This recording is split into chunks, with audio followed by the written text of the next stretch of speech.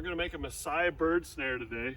So you need a couple things to make a good Maasai bird snare. You need an anchor, which we're gonna bury into the ground, and that will be the kind of the catch point to anchor our snare. So we're just taking a branch, we'll loop it over, we'll get it buried in the dirt here, stuck down good.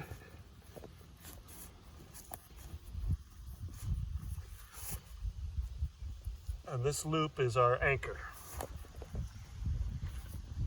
Okay, then we'll show them this. Okay, so the next part of our Maasai bird snare is our slip knot loop. So this will actually tighten around our bird if we're lucky enough to catch it.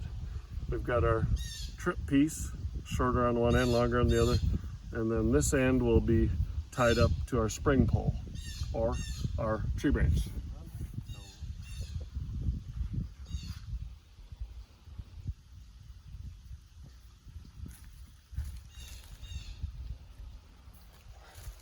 Okay, so now we've got a nice springy branch, and it'll be anchored to this.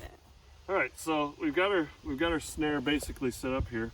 Our spring wire, or our spring part of it, goes underneath our anchor, and our trip is going to be this little forked stick right here. And what you can see is if we move the trip, our snare will spring. Okay, so, all right, so we've got our trip set up. We're gonna open up our noose as big as possible, and we gotta put it over our anchor, and we put our bait, nice little berry on there that a bird would love to eat. And now we gotta get our noose up above the ground so that when it trips, it catches our dinner inside its neck. There. Oh, that's a little sharp.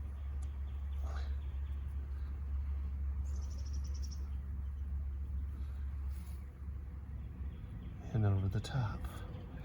And maybe one more up here.